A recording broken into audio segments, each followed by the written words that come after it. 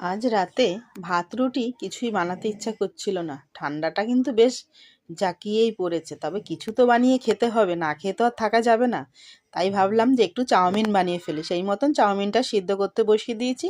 Chowmein সিদ্ধ করে জল ঝরানোর জন্য দিয়ে দিয়েছি, আর এদিকে কড়াই বসিয়ে দুখানা ডিমের ঝুড়ো বানিয়ে নিলাম বেশ সুন্দর লাল লাল করে।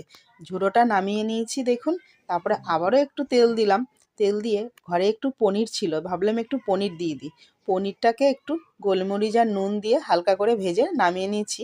আর বাঙালি চাউমিনে একটু চাইনিজের ছোঁয়া দিয়ে দিলাম, এই যে রসুন ফোড়নটা দিয়ে একটু।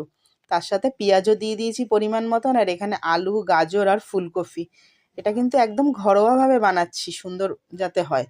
আর তার সাথে কাঁচা লঙ্কা চেরা আর পরিমাণ মতন নুন। আর ওইটাকে ভেজে নিয়ে এদিকে হচ্ছে বাঁধাকপি আর ক্যাপসিকাম, সব রকম সবজি কিন্তু দিয়ে দিয়েছি, এতে কিচ্ছু বাদ দিইনি।